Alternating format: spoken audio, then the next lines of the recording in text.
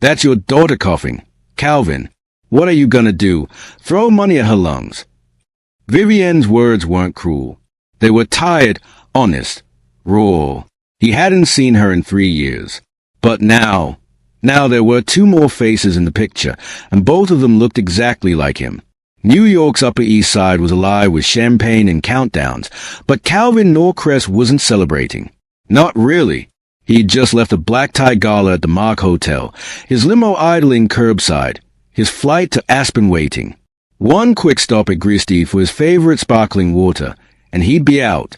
He never expected Vivienne Montclair to be standing outside the store. He definitely didn't expect her to have kids with her. And he absolutely wasn't ready for them to look like him. 3 years ago, Calvin walked out of their relationship with a single sentence. I don't have a family. Vivienne didn't beg. She vanished, until tonight. And now, here she was, shivering on the sidewalk, juggling grocery bags and two toddlers coughing into their sleeves. They stared up at him with matching storm gray eyes, the same one Calvin saw in the mirror every morning. Vivienne wasn't angry. Not really. She was tired, the kind of tired that lives in your bones. Calvin wasn't arrogant. Not now. He was confused, undone, and haunted by two tiny faces he never even knew existed. You said you never wanted kids. Calvin, Vivienne said flatly. So why are you crying now? And just like that, his whole world cracked open. Welcome back, my beautiful family and friends. I miss you all so much. It's been a tough ride with some technical issues, but by God's grace we're getting everything back on track. Thank you for sticking with me. Your support means everything. Before we begin, I want to say a little prayer over everyone watching, especially the women. To the women, may God strengthen you, comfort you, and fill your heart with peace and favor. To the men, may God guide you, bless your efforts, and give you wisdom in all you do. And may God's protection rest on every single one of you. Amen. If you're ready for today's story, hit subscribe and tell me in the comments where you're watching from. My USA and UK family, I see you. And please watch till the end, because tomorrow I'll be dropping another story you wouldn't want to miss. Now, let's get into the story. It should have been a normal New Year's Eve. But 5 minutes ago, Calvin Norcrest turned a corner and ran into the very past he thought he'd buried. Now, he couldn't look away from the future he never knew he had. 3 years earlier, the night Vivienne Montclair walked away without telling him she was pregnant. The last time Calvin saw her, she was wearing Chanel, a black silk blouse with gold buttons and heels that clicked through the marble floors of his penthouse like a countdown. She stood by the window with Manhattan glittering behind her, and tears in her eyes he refused to acknowledge. Just one dinner a week, Calvin, she had said, her voice soft but tense. Just one evening where you come home before 9 p.m. and talk to me like I'm more than your calendar filler. He didn't look at her. He just poured another scotch. We've been over this. You knew who I was when you met me. That was 3 promotions and 1 IPO ago. I didn't think success would make you less present. I thought it would give us freedom. It gave me purpose, he replied, still not meeting her eyes. Vivienne's laughter had been hollow. No, it gave you power, which you now use to schedule your life down to the second, and I don't make the cut. He finally turned then, glass in hand, tone flat. You want to quit? Say it, because I'm not going to apologize for ambition. She stepped closer, blinking fast. I want a partner, Calvin, not someone who treats me like a liability. I want someone who thinks about building a future with me, with family, with maybe even children one day. That was the moment, the one that changed everything. Calvin didn't shout. He didn't argue. He simply picked up his phone and typed a single email. Vivienne's phone pinged in her purse. She pulled it out, read the message, and visibly froze. You deserve someone who wants the same future. I never will. She stared at the screen for a long time, then at him. You don't even have the decency to say it to my face. But he didn't answer. He just sipped his drink and turned back toward the skyline, mistaking silence for control. Vivienne had left without another word. Heels clicking toward the elevator, her pride stitched into every step. The door slid shut. He told himself she'd be back. She never was. 2 days later, she found out she was pregnant. She sat alone on the edge of a bed in a tiny sublet in Queens, staring at 2 pink lines she didn't know what to do with. She considered calling him, writing him, but she remembered the email, the look in his eyes, the absolute finality. You deserve someone who wants the same future. So she never did. Present day, New York, 86th Street. Vivienne turned quickly, pulling her coat tighter around her and grabbing the twins' hands. Calvin's voice cracked through the noise behind her. Vivienne, wait. She didn't stop walking. Mireya coughed again. Viv, please. She paused for half a second, but only to adjust Micah's mitten before moving again. Calvin caught up, falling into stride beside her. Are they, he started, his voice uneven. Are they mine? She looked straight ahead. What do you think? Why didn't you tell me? Because you made yourself very clear, she snapped. I wasn't going to force you into something you didn't want. He flinched. She didn't slow down. You ended things with an email, Calvin. Not a conversation. Not a goodbye. Just one cold, calculated decision. And now you want answers. Yes, he said quietly. Because I didn't know what I was walking away from. Vivienne turned to face him, eyes hard. That was the point. The twins started fussing, one tugging at her coat, the other whining for her to pick him up. She bent down to lift Mireya and shush Micah gently. Please, Calvin said. Can we talk? I'll call a car. Go somewhere warm. Just let me understand. Understand what? She asked, voice tight. That while you were flying to Davos and buying million-dollar condos, I was learning how to warm formulas with no microwave and a blackout. I didn't know, he murmured. Exactly. She turned again, this time without waiting. Calvin didn't try to stop her. He just stood there, watching the 3 of them walk into the frozen night like they'd been doing it every day without him. Because they had. 3 years. 2 children. 1 cold goodbye. That's what it had cost him. And the worst part? He had no one to blame but himself. If you've ever had someone you loved walk away without knowing the full story, this moment is for you. Don't scroll. Let it sit. Calvin Norcrest has spent the last 5 New Year's Eves in luxury, Aspen chalets, private jets, champagne sprayed over skyline views. But this one started with a craving for sparkling water. Not the kind his penthouse stocked. Too flat, too boring. He wanted the imported Italian brand. The kind Gristedes always carried on 86, so he told his driver to wait. He'd be in and out in 3 minutes. He never made it inside. Now, 15 minutes later, he was walking behind Vivienne Montclair and their 2 coughing children through slush and wind on a Harlem sidewalk, asking himself, was this fate or punishment? Because out of every grocery store in New York, every hour in the night, how did he find her here? Vivienne, the woman who used to wear Chanel to brunch and kept her laughter behind polished lips. Now she was wearing a puffy coat with a broken zipper and pushing a stroller through snow, her breath visible in the air. Micah coughed again. Hard. Mireya whimpered. Vivienne slowed her steps, turned her head slightly toward him. They can't stay out here much longer. We live close. A pause. You can walk with us if you want. She didn't look at him when she said it. Calvin didn't speak. He just nodded and matched her pace. He didn't feel the cold anymore. Her apartment was on the 5th floor of a walk-up, tucked behind a deli and above a shuttered nail salon. She struggled to carry the twins up the stairs. Calvin offered, but she shook her head. Inside, the space was small, cramped even. The heat hummed from an old radiator. A folding table in the kitchen held a half-eaten grilled cheese. 2 baby bottles dried beside a space heater. There were drawings on the fridge, a toy fire truck on the floor, and a tree still up in the corner, plastic, wobbly, topped with a hand-cut star. Vivienne set the twins down. Micah climbed onto the couch, curling into a pillow. Mireya stood staring up at Calvin like she recognized him. And then she blinked, long and slow. And there it was. His mother's eyes. That asterisk storm gray, clear as glass gaze asterisk he thought only ran through the Norcrest line. Calvin felt the air leave his lungs. He had children, and somehow the world had kept turning without him. Calvin stood in her living room, surrounded by the quiet echoes of a life he'd never been invited into.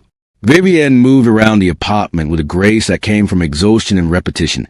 She checked Mireya's temperature with the back of her hand, handed Micah a juice box, then sat down at the edge of the couch with a sigh that carried 3 years of doing it all alone. Calvin cleared his throat. "Why didn't you tell me?" Vivienne didn't look up. "I almost did." That surprised him. She reached for a folded blanket draped over the armrest, ran her fingers across the threads, then spoke again, lower this time.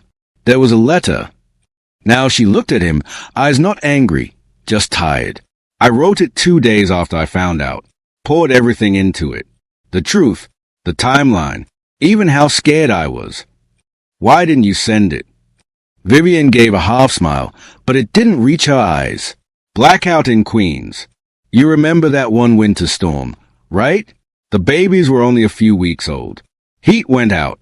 I wrapped them in everything I had. Sat there in the dark, holding both of them in my lap. I lit one candle. Just one." She paused. "I burned the letter with it." Calvin blinked. "You burned it?" "I didn't want to beg you, Calvin. You said very clearly that children would destroy your life. I wasn't going to be your crisis call or your regret." He took a step closer. "Vivienne, I didn't know." "Exactly," she said, cutting him off gently. "You didn't want to." The silence between them filled the room. A cartoon played softly in the background for the twins, but Calvin didn't hear it. All he could hear was the sound of what he'd missed. First words, first steps, first Christmas. All of it, gone. He reached into his coat, pulled out his wallet, and took out a black card. "Let me help," he said quietly, placing it on the table. "Whatever you need, rent, a better place, a nanny." Vivienne didn't even blink. She stood up, picked up the card, walked it to the door, and slid it into his coat pocket. "We're not your guilt project, Calvin." "It's not guilt." "Yes," she said firmly. "It is." "You feel bad. That's normal. But don't throw money at it and think that fixes what's broken." She turned away, headed back toward the twins. They need love, not donations. And just like that, Calvin Norcrest, billionaire, investor, man who always has solution, had nothing left to offer, except the truth.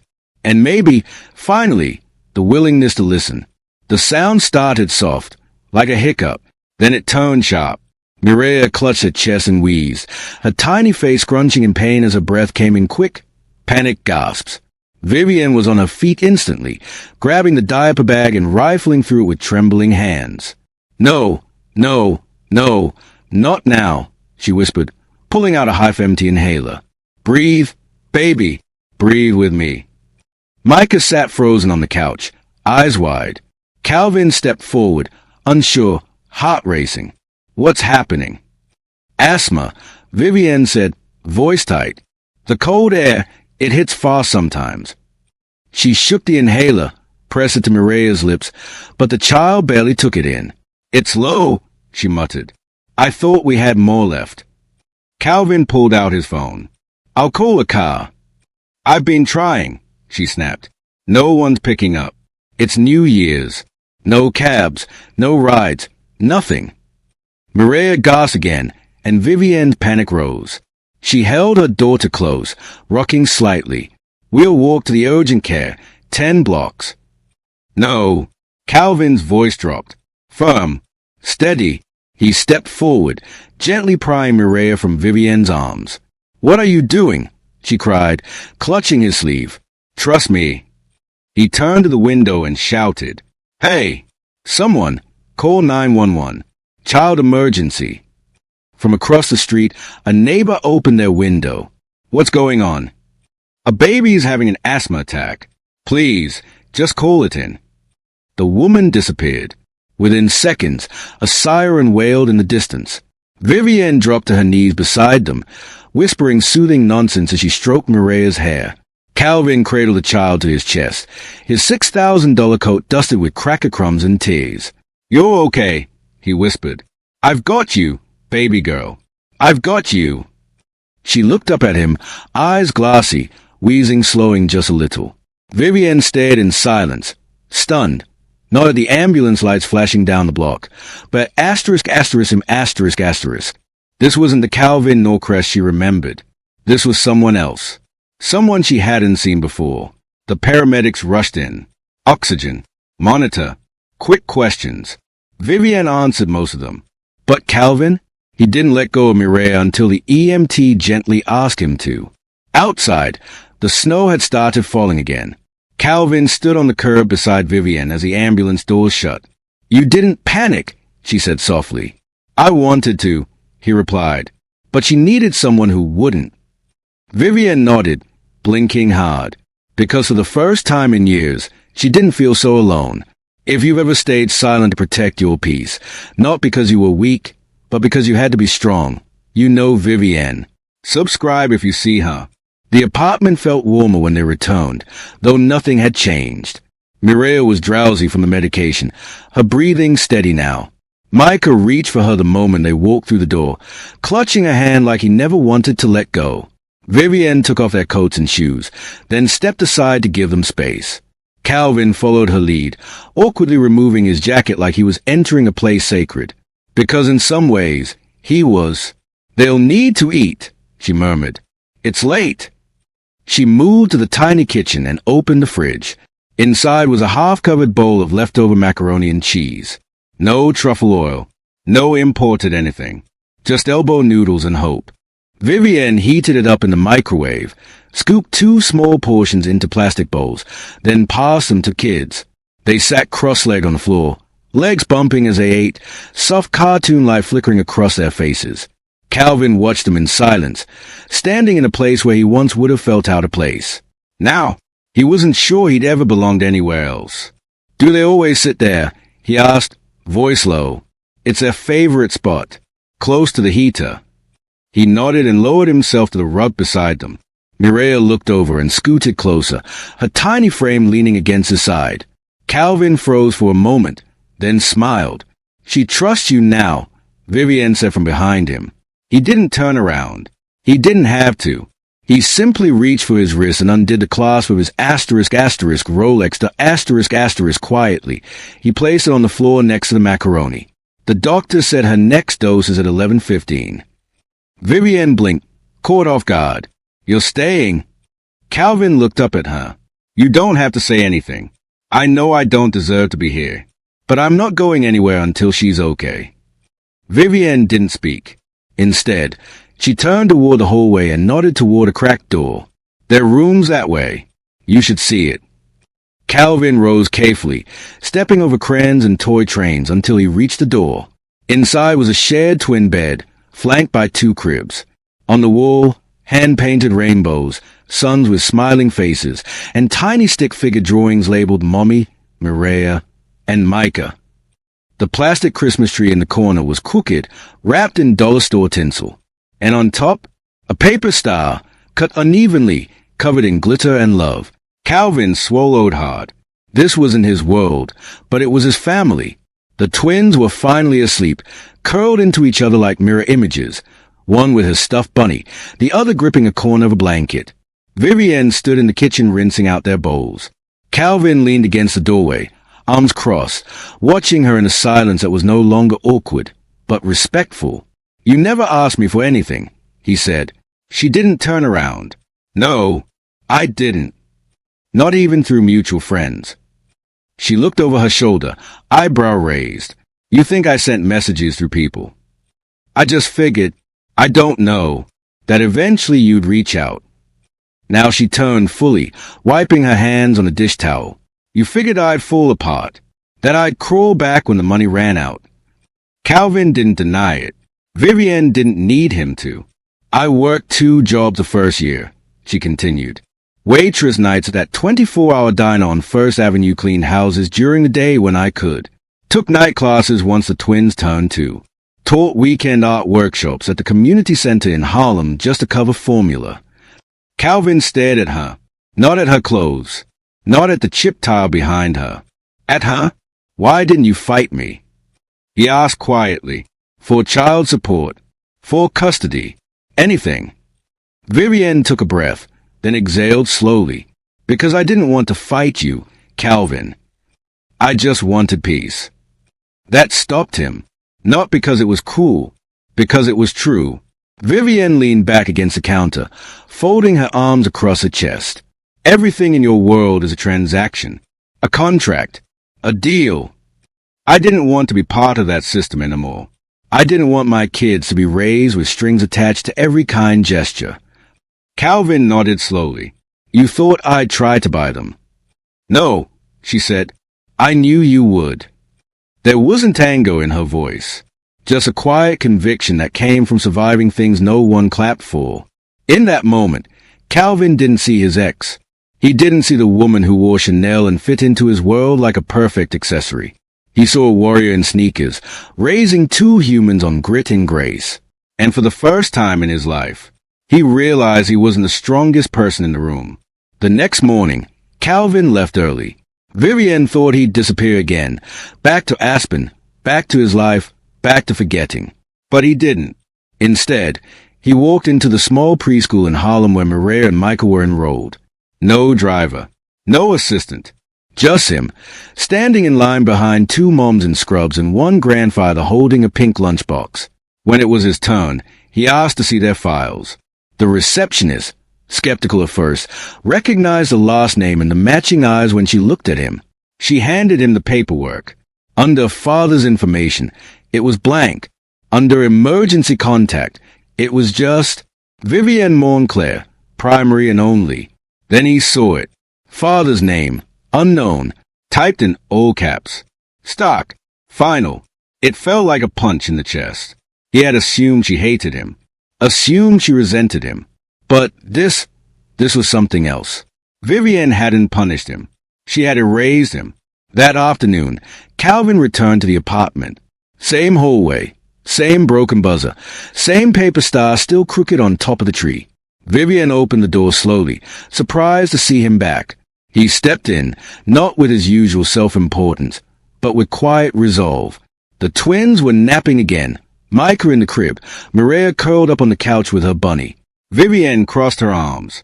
Thought you had a flight to catch. Calvin shook his head. I went to the preschool. She stiffened. You listed me as unknown. Because that's what you were. Silence stretched between them, thick and honest. I deserve that, he said. I still do. She looked down, not ready to soften. But Calvin didn't wait for forgiveness. He stepped forward, hands by his side, and said it simply. I want to be in their life. But not as a donor, not as a last-minute guest. As their father. Vivienne stared at him, not blinking, not breathing. Calvin kept going. Not because I feel guilty, not because I'm trying to clean up my image, but because I missed everything, and I can't keep doing that. You don't know what being a father even means, Calvin. Then teach me. It wasn't a command. It was the first request he'd ever made that didn't come from a place of control. Vivienne didn't respond. Not with words. But she didn't close the door. And that, for now, was enough. The clock on the wall blinked 11:48 p.m. Outside the apartment window, fireworks were already lighting up Harlem's sky, loud bursts of color cracking through the winter night. From the couch, Calvin could see the reflection of them flicker against the glass. Micah sat tucked under his arm, thumb in his mouth, eyes fighting sleep. Mireya rested on his other side, head on his chest, her bunny squished between them. He held a children's book in one hand. The last story of the night. His voice soft, careful, present. And the little bear looked up at the stars, knowing that no matter how far he wandered, he'd always find his way back home. He closed the book gently. Micah was already out. Mireya blinked once, then closed her eyes. He didn't move, not even an inch. In the doorway to the kitchen, Vivienne leaned against the frame. She hadn't said much since he'd come back that afternoon. She didn't need to. She just watched the man who once walked away from her sit on her worn-out couch like it was the most natural thing in the world, with their children curled against him like they'd always known him. Calvin glanced up, met her eyes. She didn't look away. The clock hit 12 a.m. Somewhere down the block, a crowd of neighbors started cheering. Fireworks cracked louder now, one of them so close it made the walls vibrate for a second. But inside, it was still, quiet. Calvin looked down at the twins, smiled softly, and whispered, "Happy New Year." He didn't say it to Vivienne. He didn't say it to himself. He said it to the two little souls who'd change his world without even knowing it. Vivienne took a few steps forward, sat on the arm of the couch. Close, but not too close. They sat like that for a while, watching the colors outside paint the night. And then, without ceremony, without drama, she said, "You can stay, for now." Calvin nodded. No grand promises, no speeches, just presence. And this time, that was enough. If you believe people can change, not with words, but with presence, then don't just watch. Be part of this. This story deserves to be seen. So subscribe and share with your friends and families. Thank you for watching this story to the end. If you enjoyed this story, you will surely love the next one. It's as crazy and more intriguing as you can ever imagine. So do check it out. And do well to click on the subscribe button and turn on notifications for the next story.